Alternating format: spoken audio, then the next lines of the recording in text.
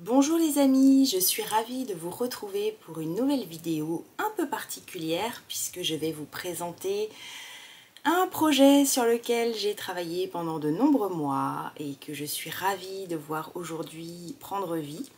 Il s'agit du tarot de l'Éternel féminin avec lequel j'ai bassiné pas mal de mes abonnés sur les réseaux sociaux ainsi que sur Patreon. Et le tarot de l'Éternel féminin, c'est donc le dernier projet éditorial sur lequel j'ai travaillé avec Caroline Eskenazi pour les éditions Erol. Et le tarot est sorti le 2 mai. Donc c'est tout récent, c'était la semaine dernière pour ceux qui regardent la vidéo dès sa sortie. Et j'avais envie de partager avec vous mes ressentis d'illustratrice et de vous emmener dans les coulisses de la conception de ce jeu parce que je voulais changer un peu des reviews que vous allez sûrement voir. J'ai vu qu'il y en avait certaines qui étaient déjà sorties en vidéo sur YouTube et je vous mettrai des liens dans la description si ce que vous voulez vous c'est voir réellement les cartes, le livret et éventuellement des tirages. Il y a plusieurs personnes qui en ont déjà proposé sur leur chaîne, donc je mettrai les liens de ces vidéos dans la description de la mienne.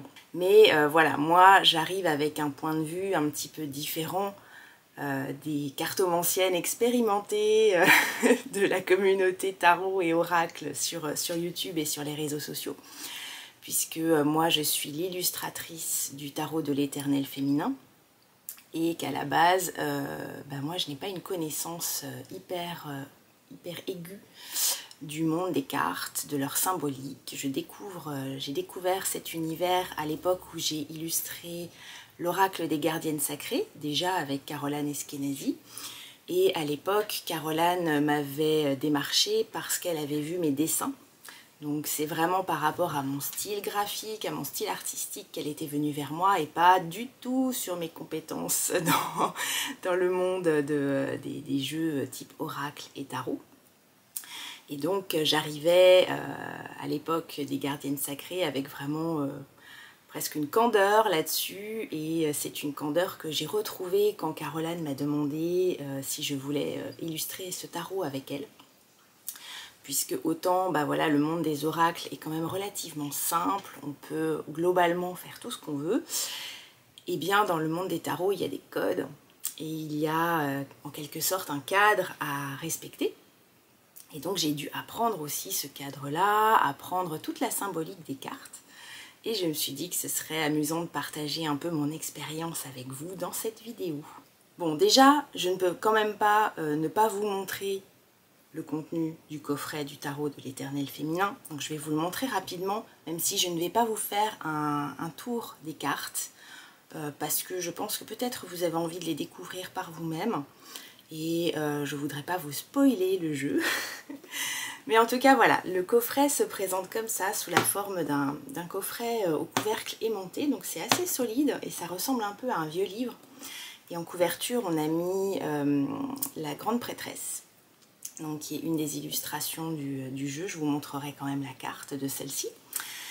Et dans le coffret, vous avez le livret, donc les textes et toutes les guidances, toutes les explications sur les cartes ont été conçues par Caroline.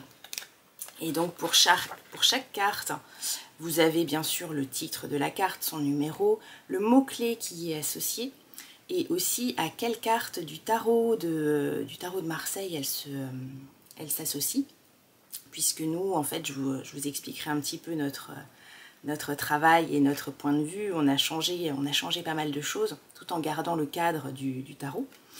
Vous trouverez aussi le message de la carte, les actions que vous pouvez faire avec chaque carte, c'est-à-dire la visualisation, les actions que vous pouvez entreprendre en tirant cette carte, le mantra associé à la carte, et les questionnements.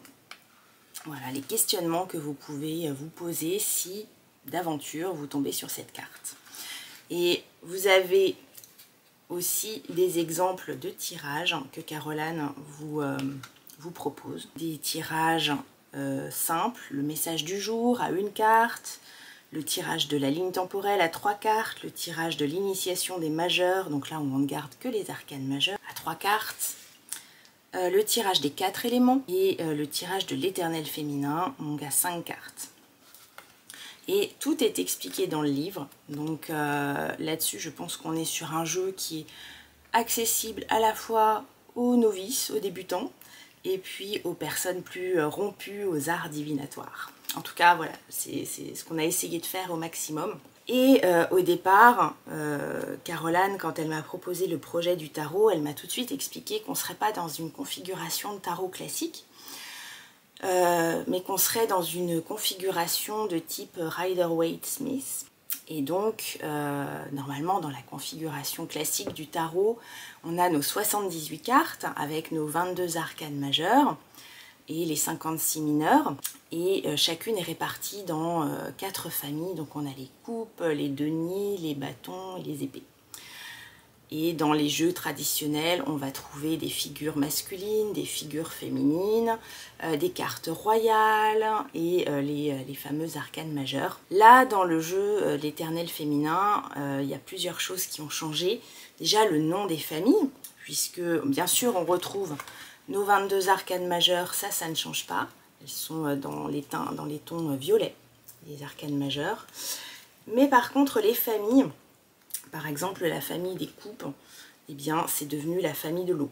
Voilà, et donc on a déterminé que l'eau serait l'élément de cette famille. Et à la conception des cartes, voilà, la maison Erol a choisi de faire une bordure bleue pour associer à l'élément eau, évidemment. On a aussi la famille de l'air, avec un bleu-gris, la famille de terre, où là on va avoir des cartes plutôt dans des tons bordeaux, et la famille de feu avec une jolie couleur orangée flammée. Ça c'est pour vous donner en gros le contenu que vous allez trouver dans le coffret avec les 78 cartes. Je ne vous ai pas montré le dos des cartes aussi, où là je suis partie, j'ai discuté avec Caroline et on est parti sur ce symbole qui rappelle un petit peu un mandala avec des tons doux, parce que le jeu en lui-même, on le voulait doux. Comment j'ai commencé à concevoir de mon côté les illustrations? Il faut savoir que Caroline, un petit peu comme dans le cadre de l'oracle des gardiennes sacrées, quand on a commencé à travailler sur le jeu, elle avait fait une liste, bien sûr, de toutes les cartes. Elle m'avait expliqué pour chacune le mot-clé, la symbolique que ça allait représenter. C'était important pour moi de bien comprendre comment ça allait se passer, puisque normalement, dans un tarot classique, moi j'aurais dû illustrer les arcanes majeures, les 22 arcanes majeures, et ensuite on aurait eu des cartes royales qui auraient été illustrées, donc les cavaliers, les rois, les reines. Et les autres cartes, hein, les arcanes mineures, auraient simplement représenté leur numéro avec l'élément associé. Donc si on avait gardé la structure traditionnelle, par exemple le 5 d'épée, ben, il y aurait eu 5 épées sur la carte. Et dans le cadre de notre jeu, ben, il y aurait eu 5 flammes, 5 gouttes d'eau, voilà, peu importe l'élément. Et c'est pas exactement ce qu'on a choisi, puisqu'on est parti, comme je vous le disais, sur un Rider-Waite-Smith. Et du coup, moi, il fallait que j'illustre les 78 cartes, majeures et mineures, donc j'imagine des scènes pour chacune des cartes. On passe effectivement d'un tarot qui demande un travail déjà conséquent à quelque chose qui demande encore plus de réflexion, encore plus de préparation, puisque là il va falloir trouver des idées pour les 78 cartes. Et moi, comment je commence à travailler une fois que j'ai la liste des mots-clés, que je sais à peu près de quoi va parler la carte, eh bien je commence à faire des dessins dans mon carnet de croquis. Et c'est exactement ce qui s'est passé ici. Je vous montre, vous avez une vue sur mon carnet de croquis. En gros, voilà, je commence à réfléchir. Là, par exemple, j'étais sur la carte de la gitane et je réfléchissais en gros à l'allure qu'elle aurait, aux éléments qu'il fallait y inclure. Et j'ai fait plusieurs essais pour trouver la bonne composition que Caroline m'a validée. Et j'ai refait exactement la même chose pour toutes les cartes. Alors certaines c'était facile, j'ai trouvé les idées tout de suite, comme pour la magicienne et la grande prêtresse, et certaines comme la gitane, il a fallu plusieurs essais pour trouver la bonne composition, la bonne idée de posture. Et après voilà, j'ai continué page après page, voilà, avec mes croquis. Donc certains ont beaucoup changé depuis la version croquis jusqu'à leur version finale. Vous voyez que la motarde, on partait sur quelque chose de très différent. Alors c'est la carte de la volontaire, c'est l'équivalent du chariot. Et c'est une carte que je me suis beaucoup amusée à faire parce qu'on voulait quelque chose d'un peu original. Et moi j'ai proposé une idée plutôt moderne avec une motarde qui au départ était un peu vintage et se retrouve avec les cheveux dans le vent. Je vais vous montrer la carte finale. C'est la volontaire.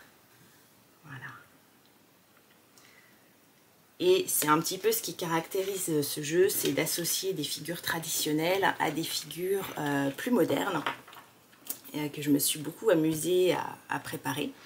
Mais vous voyez, en gros, tout commence dans un carnet de croquis, où je rassemble mes idées, où je travaille conjointement avec Caroline. En gros, voilà, je fais mon croquis, je lui envoie, elle me dit si ça lui plaît, s'il y a des choses à changer, si l'idée, il faut la retravailler complètement. C'est arrivé avec une carte ou deux, mais globalement, on arrivait quand même déjà à avoir une bonne idée avant même que je commence à faire les croquis. Donc cette phase-là s'est enchaînée assez rapidement. Et ensuite, ce que j'ai fait, une fois que j'avais tous les croquis, eh bien, j'ai laissé Caroline commencer à écrire, puisqu'elle, lui fallait, elle partait de mes illustrations pour écrire ses textes, donc elle avait besoin d'avoir l'ensemble au moins des croquis préparatoires pour travailler. Et ensuite, moi, j'ai commencé à dessiner les versions définitives. Si vous avez vu ma vidéo sur l'oracle des gardiennes sacrées, vous savez que j'ai travaillé à l'aquarelle à l'époque, sur du papier aquarelle, voilà, poser mes dessins, peindre. Pour le tarot, on voulait quelque chose d'un petit peu différent. Donc on est parti sur du papier brun. Et j'ai pu m'amuser sur le papier brun. Là, vous avez la déesse de l'air. Sur le papier brun, j'ai pu m'amuser avec pas mal de techniques différentes, notamment les crayons de couleur, les encres, l'aquarelle, la gouache. Donc on est vraiment sur un oracle multimédia. Et bien sûr avec des retouches en numérique ensuite, puisqu'il fallait modifier des choses sur l'image.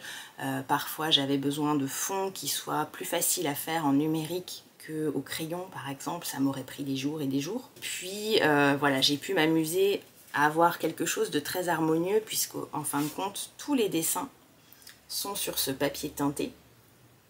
Voilà, là vous avez la Dame Blanche, c'est une des cartes de la famille de l'air aussi. La Banshee. Voilà, on retrouve une sorte d'harmonie avec ce papier brun qui ressort, qui fait ressortir les peaux, les endroits où je n'ai pas utilisé de peinture, sont toutes dans cette teinte, ce qui fait que l'ensemble du jeu a une harmonie vraiment particulière. Là, c'est la carte de la navigatrice, qui est inspirée de Caroline elle-même, puisque je crois que si vous connaissez les jeux de Caroline, en général, il y a toujours une carte qui va la représenter. C'est un petit peu sa marque à elle sur les illustrations. Voilà, mais globalement, vous avez toutes les cartes sont voilà, dessinées à la main avec un mélange de techniques traditionnelles. Puisque moi, je suis plutôt une artiste traditionnelle de manière générale. Je suis assez peu férue de numérique. Donc j'aime dessiner, j'aime peindre à la main avec mes pinceaux, mes crayons. Et du coup, ça donne aussi une personnalité un peu différente à ce tarot, tout comme ça donnait une personnalité à part à l'oracle des gardiennes sacrées. Et voilà, il y a des cartes que j'adore particulièrement, celle-ci effectivement qui est très douce. On est sur une carte d'un as, c'est l'as d'air. Vous avez la déesse de l'eau que j'aime beaucoup aussi. Ça a été vraiment un plaisir de travailler ces cartes avec des outils traditionnels. Là, c'était des encres aquarelles, de la gouache blanche. Et ça donne vraiment une vie au dessin, je trouve. Avec ces petites imperfections, ces choses qui font que c'est fait par un humain. Là, on a la marraine fée et une de mes cartes préférées qui est la déesse des flammes. Donc, c'est une des cartes royales de la famille du feu. Et là, ça a été vraiment aussi très plaisant de mélanger le crayon de couleur, les encres aquarelles, d'obtenir vraiment un rendu brillant, tout en restant dans le côté traditionnel. Et là, je pense que ça doit être la carte que je préfère, moi, dans le jeu. C'est l'As d'eau, la carte de l'aimante que vous trouverez dans le jeu. Et il y a vraiment une ambiance particulière avec cette carte-là. Et j'ai adoré faire ce dessin. Et pour moi, voilà, c'était important d'arriver à traduire les idées de Caroline, le concept du tarot, et puis de rendre le jeu clair et explicite pour les gens qui allaient l'utiliser.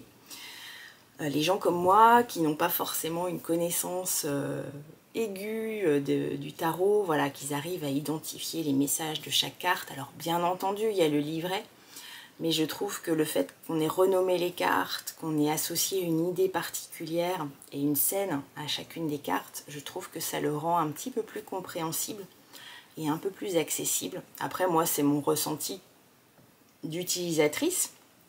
Chacun va pouvoir en penser ce qu'il veut. C'est vrai que par exemple, j'ai vu des retours en vidéo où on ne conseillait pas forcément le jeu pour des débutants parce que justement, on ne retrouvait pas le nom traditionnel de chaque carte, et je peux comprendre aussi. Mais moi, je trouve que, en tout cas de mon point de vue, ça le rend un petit peu plus accessible. Et donc vous l'aurez sans doute remarqué, c'est un tarot 100% féminin, d'où son titre, l'Éternel féminin.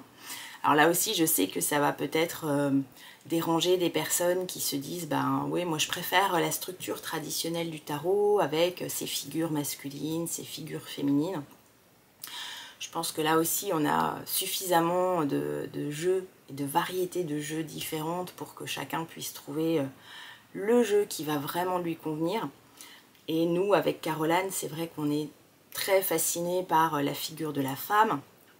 Moi, par le biais de mes illustrations sur la féerie, la mythologie, je m'intéresse aux déesses, aux héroïnes de fantaisie. Caroline, elle, par son affection pour le féminin sacré, l'aspect intuition féminine, les chakras, et son univers à elle qui est très ancré dans le cinéma hollywoodien, les paillettes et la féminité, le glamour. Donc on a toutes les deux une conception du féminin bien particulière qu'on a associée pour créer ce jeu, qui j'espère va vous plaire. Et en tout cas, voilà, moi j'y ai passé du temps, j'ai travaillé 15 mois dessus à peu près pour concevoir les 78 cartes. Et j'ai vraiment fait mon possible pour que chacune des cartes vous raconte une histoire. J'espère que ce sera le cas. J'espère que vous allez aimer utiliser ce jeu. Et si vous l'aimez, s'il y a des cartes qui vous parlent particulièrement, bah, n'hésitez pas à m'en faire part dans les commentaires de la vidéo. Je mettrai bien entendu le lien pour vous procurer ce jeu, mais normalement vous devriez pouvoir le trouver dans vos librairies ou en tout cas le commander si jamais il n'y est pas. Et puis bien sûr, il est accessible en ligne. Voilà, et si vous avez des questions, des choses que vous voulez me demander par rapport à la conception de ce tarot, eh bien n'hésitez pas, les commentaires sont aussi ouverts pour ça. J'ai été ravie de vous montrer les coulisses de ce jeu, j'espère que ça vous a intéressé. Et puis, je vous retrouve prochainement pour une nouvelle vidéo. À bientôt!